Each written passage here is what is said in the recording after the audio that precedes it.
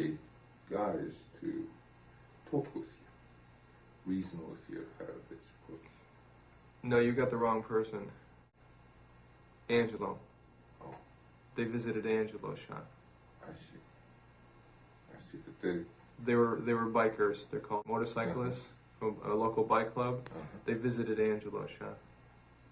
Yeah, but they came, look, you know, I wasn't there, but I understand they came to see you also, and you kind of got away just as they were coming. I'm trying to think back, because that must have been a very impressive group.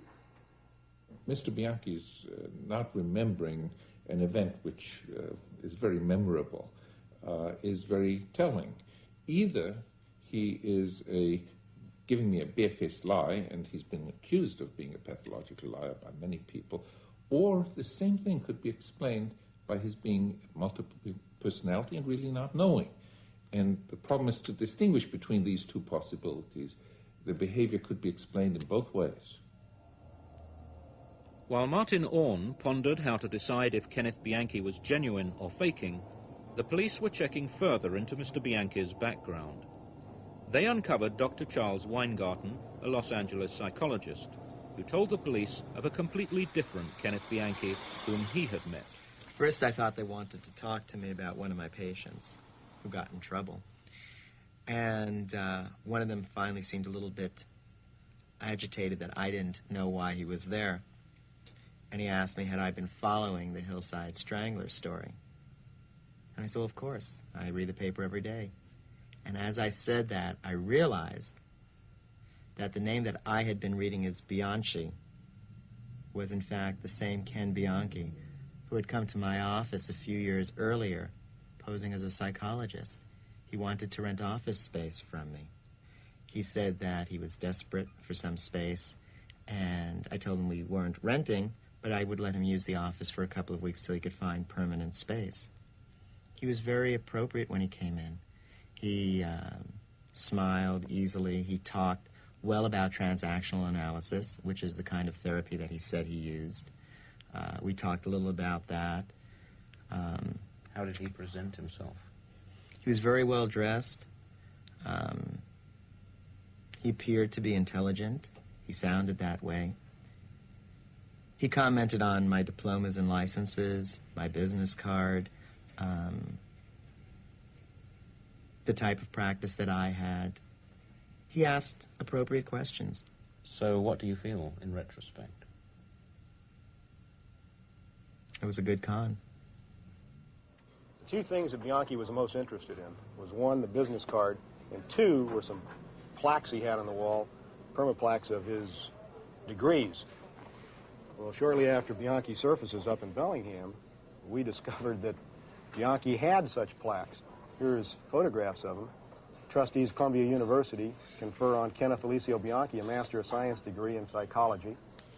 Another one, Certificate of Accomplished Kenneth A. Bianchi, intern in residence, Strong Memorial Hospital in New York.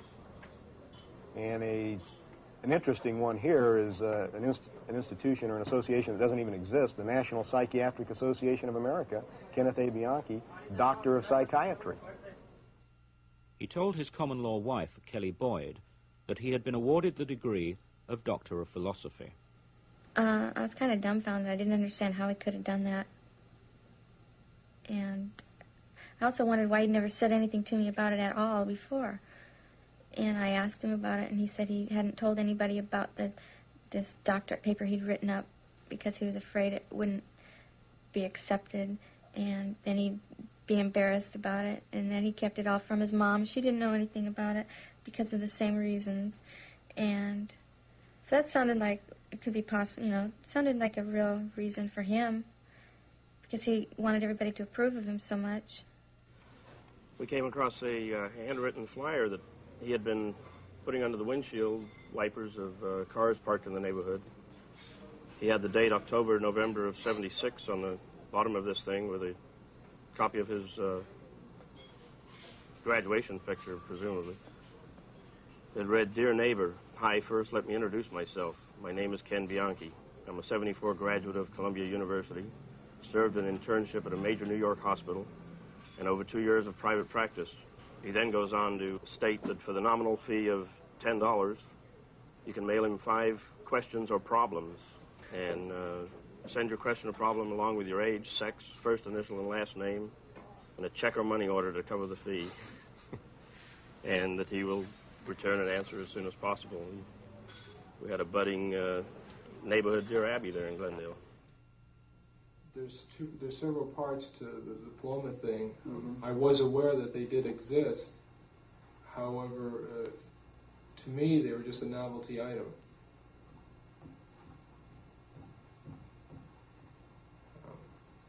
But there was more to it than that. Well, what about the counseling service, the office that I've seen the log in, log out, Ken Bianchi, the building, what do you remember of that? Now I can remember going there with Kelly. If I had asked you in March, could you? I would have looked like a stupid, bold-faced liar. No, It was clear that both the diplomas and the counselling service were phony. But was all this done by Steve? Was he taking over? And was Ken only now beginning to remember Steve's actions? It could be read both ways. Dr. Orne visited Mr. Bianchi in the Bellingham jail in late May 1979, having devised methods to help him decide if Kenneth Bianchi was a genuine multiple personality or not. I had an unusual opportunity because Mr. Bianchi had worked with 2 great authorities on multiple personality, and Dr. Allison had tried to bring out another personality and failed. This gave me the possibility of doing exactly what Dr. Allison had done in hypnosis, where I knew he wasn't going to come out with another personality. There's no reason why he should. But to add one thing, that is, in the wake state, to give him a hint that his interests would be best served if he brought out an extra personality, because every multiple typically has 3 or more. And if he was malingering or faking, then he'd grab onto that hint, and when later hypnotized, he was going to bring out 1, 2, or 3 extra personalities. If, on the other hand, he was for real, that would not be enough. It shouldn't be enough for him to have another personality. So we had a way of having a kind of test. If he is malingering, it goes one way. If he is real, it goes another. And I discussed that with the district attorney before I even came out there, so he kind of knew what to expect on this point. In this videotape, Mr. Bianchi is not yet hypnotized. Martin Orne will quietly drop the hint that genuine multiples usually have more than 2 personalities. And I was told that there was a possibility that I had what's called a multiple personality, which means that there are 2 separate distinct personalities within the same body, I guess. It's very rare for there to be 2, actually. That's one of the things I'm curious about. Yeah, they mentioned only the 2. I don't know. I really don't know that much about the field. It's just as new to me as it is to, a lot of other people. All right. As I say, one, you'll grow deeper, you'll sink deeper, and you'll become aware of it happening. It will not be frightening to you because you know I'm here and you're safe. Later that day, Dr. Orne put Mr. Bianchi to the test. He attempted to hypnotize him and asked if there were any other personalities whom he and the other psychiatrists had not met. Would Mr. Bianchi take the hint? And as I talk to you now, that part of you which has not talked to anyone, that is not Ken, and that is not Steve, may come forth. What is your name? Billy? All right, Billy. Tell me, what do you know about Ken? Ken? I don't know Ken. Mm-hmm. Okay. And what is your last name? I don't know. Mm-hmm. And how about Steve? I know Steve. Mm-hmm. Do you like Steve? He's a bad egg. In producing Billy, Had Dr. Orne done a masterful job, as Doctors Allison and Watkins claimed? Had he succeeded in bringing out another personality where they had failed? Well, actually, I mimicked the approaches which they took. And if you don't notice the little hint which I gave that every multiple personality typically has 3, and you overlook that, then it certainly appears as if I did a better job than they did, because the part came out for me and it hadn't for them. But that's because of what I said in the wake state, not what I said in hypnosis. So you mean Mr. Bianchi just picked it up because it would make him more credible? That's the way I interpret it, exactly. Does this prove that he was faking? It certainly makes me more suspicious. However, you can't prove anything with a single item of data. This is one item of data, a compelling one, but there are many others which we looked for and where I tried to find a way in which Mr. Bianchi could demonstrate that he was a real multiple, if in fact he was.